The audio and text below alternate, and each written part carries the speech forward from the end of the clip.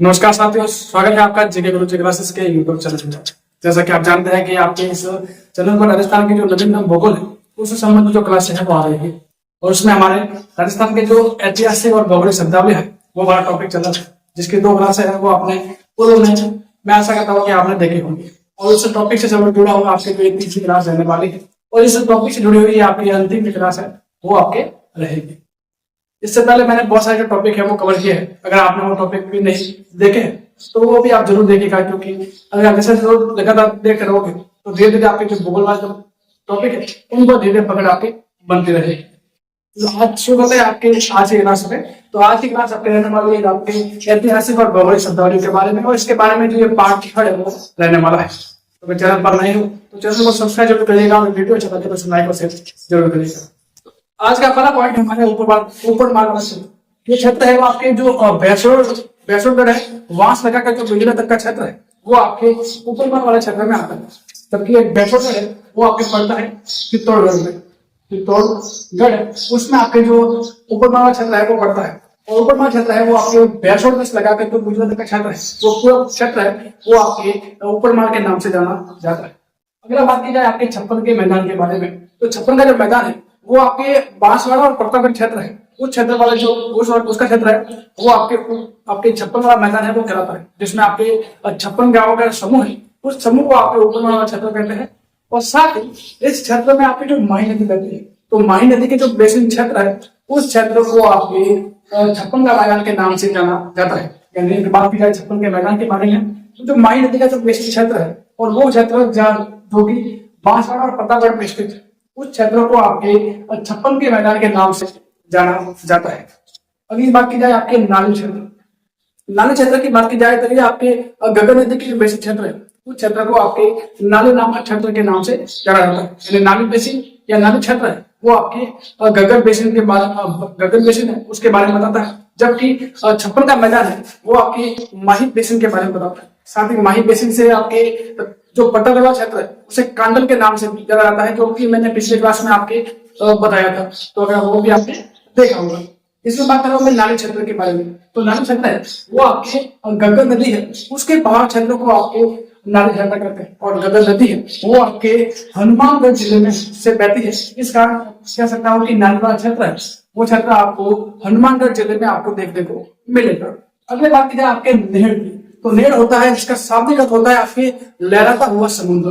नहर क्षेत्र है उसका शाब्दिक अर्थ होता है आपके लहराता हुआ समुद्र होता है। और ये जो क्षेत्र है वो आपके लोनी बेसिन वाला क्षेत्र माना जाता है। यानी आपके लोनी बेसिन क्षेत्र है जो कि सांचौर में है।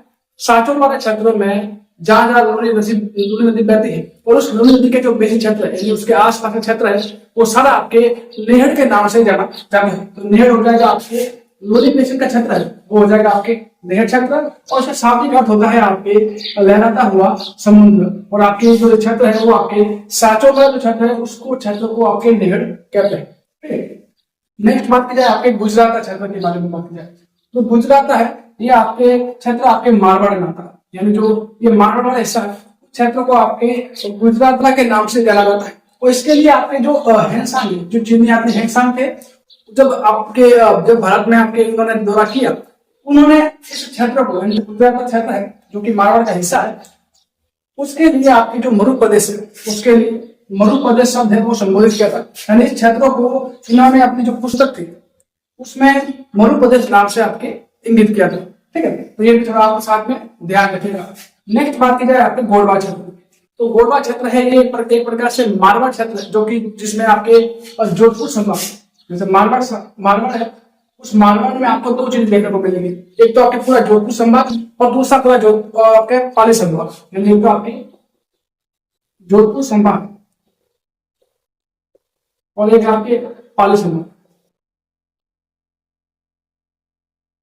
यानी दोनों संभाग मिलेंगे तो उस क्षेत्र को हम कहेंगे मारवाड़ वाला हिस्सा। और इसी मारवाड़ का ही आपको उपभाग है। मारवाड़ उपभाग यानी क्या कह सकता हूँ कि मारवाड़ के अंदर ही आने वाला एक क्षेत्र वो है आपके गोरवाड़। ठीक है, उस गोरवाड़ की मैं बात कर रहा हूँ कि गोरवाड़ जो कि मारवाड़ का ही एक प्रकार से उपभाग है ये, और ये भी आपके लोनी बेसिन वाला क्षेत्र माना जाता है।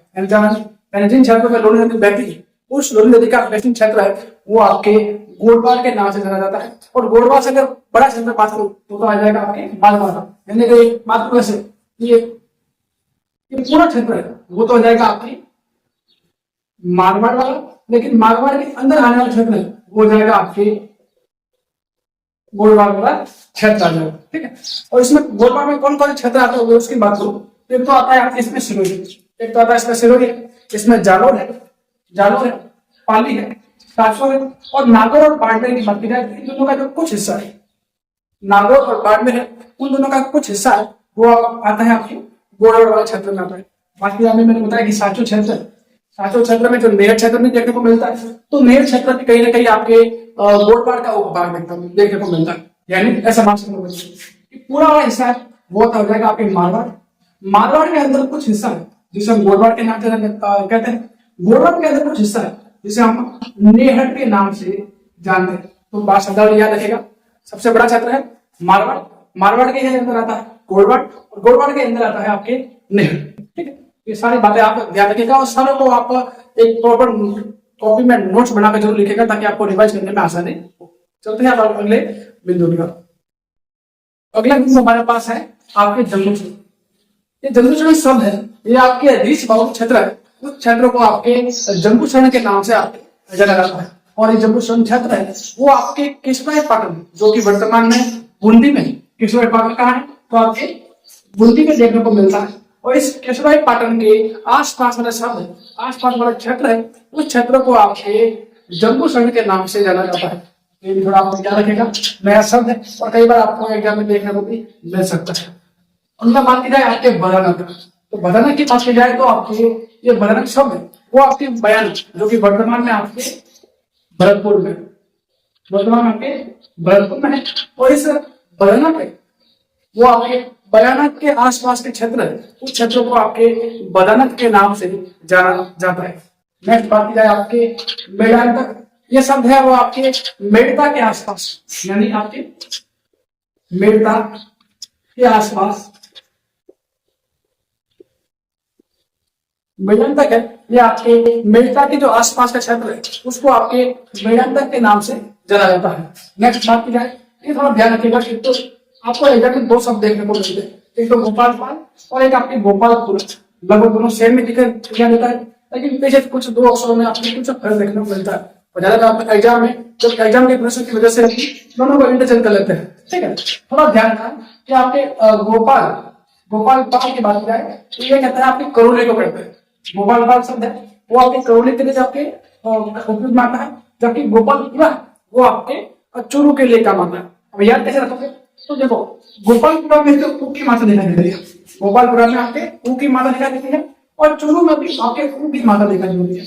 तो दोनों की मात्रा से आप पकड़ सकते हो कि गोपालपुरा है वो आपके चूरू के लिए प्रयोग हुआ है, जबकि गोपालपाल वो आपके बचा हुआ जो करोली के लिए प्रयोग हुआ है। तो दोनों को थोड़ा आप याद रखेगा, दोनों शब्द ये कैसे दिखाई देते हैं। और एग्जाम में कई बार होता है कि पढ़ने में कुछ अक्सर हमें दिखाई भी नहीं देते हैं, क्योंकि ज्यादा प्रश्न के हम दिखाई नहीं देते। और गोपालपाल को हम गोपालपुरा पढ़ लेते हैं और कई बार गोपालपुरा को हम गोपालपाल पढ़ लेते हैं। तो थोड़ा याद रखेगा, याद रखने की जरूरत से बता रहा हूँ कि दोनों में आपके ऊ की मात्रा है वो आपको दिखाई देगी। तो जिसमें दोनों की ऊ की मात्रा है वो आपके गोपालपुरा चूरू, और जिसमें मात्रा नहीं है तो गोपालपाल करोली हो जाएगा। नेक्स्ट बात है आपके पुष्प क्षेत्र। पुष्प क्षेत्र है ये एक प्रकार से बात करूं में एक माही नदी है, तो माही नदी के बेसिन क्षेत्र है, माही नदी के आपके बेसिन क्षेत्र है, उसको आपके क्षेत्र को पुष्प क्षेत्र के नाम से भी जाना जाता है, क्योंकि जैसे पुष्प की मात्रा अधिक होने के कारण। और पुष्प क्षेत्र है इसमें आपके डूंगरपुर, बांसवाड़ा और प्रतापगढ़ तीनों क्षेत्र आपके आते हैं। कौन कौन से पुष्प क्षेत्र है? इस पुष्प क्षेत्र में आपके डूंगरपुर, बांसवाड़ा और प्रतापगढ़ तो तीनों जिले वो आपके देखने को मिलेंगे। और शुद्ध रूप से बात करूं तो तीनों जिलों में जहां से माही नदी बहती है उस माही नदी के आसपास का जो पुष्प वाला भाग होता है उस पुष्प वाले भाग को आपके पुष्प क्षेत्र के नाम से जाना जाता है। अगला है आपके सुजला क्षेत्र। तो ये केवल आप शब्द याद रखेगा कि सुजला क्षेत्र है, और ये आपके 21 किस्म आते हैं, क्योंकि वर्तमान जो बड़े बड़े स्थान थे वो मैंने सारे आपको जैसे मारवाड़, गोरवाड़ सारे बता दिए आपको, आपके मेवाड़। अब वर्तमान में कुछ ऐसे शब्द आते हैं जो केवल पर्टिकुलर किसी एक लाइन के लिए पर्टिकुलर किसी शब्द के लिए ही प्रयोग होते हैं, उनको थोड़ा ध्यान रखना। जैसे सुजला क्षेत्र, ये क्षेत्र आपके चूरू, नागौर, सीकर और गिलवाना कुचामन है, इनके आसपास का क्षेत्र है वो आपके शिमला क्षेत्र के नाम से जाना जाता है।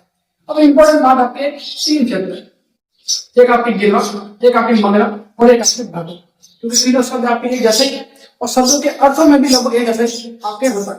तीनों आपके पहाड़ी क्षेत्र है उनके नाम है। अब बात है सबसे पहले गिलवा पर। तो गिलवा ये होता है आपके उदयपुर की जो तस्तरी नुमा पहाड़ी थी, तस्तरी नुमा पहाड़ी, यानी उदयपुर की जो तस्तरी नुमा पहाड़ियां है उन पहाड़ियों को आपके गिलवा के नाम से जाना जाता है। उदयपुर की जो तस्तरी नुमा पहाड़ियां है उसे हम कहते हैं गिलवा के नाम से जाना जाता है। लेकिन केवल अगर उदयपुर की ये पहाड़ियां पूछा जाए तो फिर क्या उसके लिए सब होता है आपकी मगरा। बात की जाए उदयपुर की पहाड़ियां वो तो मगरा, उदयपुर की तस्तरी नुमा पहाड़ियां तो बात की जाए गिलवा। ठीक है, तो मगरा क्या होगा, उदयपुर की अगर पहाड़ियां से बात की जाए तो वो हो जाएगा आपके मगरा क्षेत्र। उदयपुर की तस्तरी नुमा पहाड़ियों की पूछा जाए तो गिलवा क्षेत्र। और तीसरा अलग आता है आपके बाकर क्षेत्र। तो बाकर इसे कहते हैं, ये आपका होता है जो सिरो क्षेत्र है। सिरो में जो अरावली की जो कटी फटी पहाड़ियां या फिर कह सकता हूँ कि तीनों ढाल वाली जो पहाड़ियां है उस क्षेत्रों को आपके या उस पहाड़ियों को आपके बाकर के नाम से जाना जाता है। यानी बाकर है वो हो जाएगा आपके सिरो क्षेत्र है, यानी सिरोही की कटी फटी या ये तीव्र ढाल वाले जो पहाड़ी है उस पहाड़ी को आपके बाकर के नाम से जाना जाता है। और तीनों शब्द है वो आपके इंपॉर्टेंट है और कई बार एग्जाम में पूछा भी गया है, तीनों शब्द को थोड़ा ध्यान दीजिएगा। अगला है आपके ईश्वर द्वार। अगला है आपके ईश्वर द्वार। और ईश्वर द्वार है वो आपके ईश्वर आपके ईश्वर है इस शब्द के अवग्रहण से हुआ है। यानी कि आपके शुरुआत में आपके ईश्वर था और बाद में धीरे धीरे इसको ईश्वर द्वार, पहले आपके ईश्वर द्वार था और बाद में धीरे धीरे उसको ईश्वर के नाम से जाना लग गया। ठीक है, और ये क्षेत्र है वो आपके सवाई माधोपुर है उस वाले आसपास के क्षेत्र को आपके ईश्वर के नाम से जाना जाता है। अगला है आपके योगिनीपट्टम। योगिनीपट्टम की बात की जाए तो ये शब्द है वो झांसी के आसपास के क्षेत्र है, उस क्षेत्र के लिए आपके योगिनीपट्टम शब्द को काम में लिए जाते हैं। बात की बात किया इसके बाद बात किया तो आपके संग्रामपुरा। संग्रामपुरा है वो आपके संगानेर के लिए प्रयुक्त होता है। संगानेर उसके लिए आपके शब्द है वो आपके संग्रामपुरा शब्द है वो आपके प्रयोग में लिया जाता है। और बात किया अगला है आपके मेवल। और मेवल भी आपके कई बार एग्जाम में पूछा भी गया है तो इसका थोड़ा इंपॉर्टेंट है, ध्यान दीजिएगा। तो मेवल है वो आपके डूंगरपुर के आसपास का क्षेत्र है।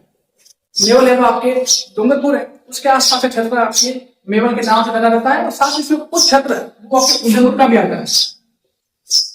उदयपुर है और उदयपुर का भी क्षेत्र है वो आपके कुछ है और ऐसे मेवल में आता है, तो थोड़ा ये भी आपको ध्यान दीजिएगा। इसी के साथ हमारे ये जो भौगोलिक और ऐतिहासिक शब्दावली का जो टॉपिक है वो आपको पूर्ण होता है। तो अभी तक बहुत सारी जो तीन चीजें हैं वो पढ़ेंगे, लेकिन जो सारी चीजें और सामान्य रूप से जो राजस्थान के जो सामान्य परिचय यानी एक प्रकार से राजस्थान के बारे में ठीक ठाक जानकारी के बारे में बात की जाए तो उतनी ही हमने पढ़ी है। लेकिन आगे आने वाले क्लासों में हम राजस्थान के जो भौतिक प्रदेश, राजस्थान का जो कितना क्षेत्रफल, राजस्थान का जो भौतिक विभाजन है उनमें अरावली, मरुस्थल, पठारी, मैदानी वो सभी को डिटेल से पढ़ेंगे। साथ ही जलवायु है उन सभी टॉपिक को हम पढ़ने वाले हैं। ऐसा कह सकता हूँ कि वास्तविक रूप से इसके बाद जो आने वाले क्लास है उसमें प्रॉपर रूप से राजस्थान का जो भूगोल है वो स्टार्ट होने वाला है। यानी कह सकता हूँ कि इतना जो टॉपिक पढ़े वो एक तरह से राजस्थान के भूगोल के लिए होमवर्क का काम चलेगा। ठीक है, तो मिलता है नेक्स्ट क्लास में, तब तक के लिए पढ़ते रहे। धन्यवाद।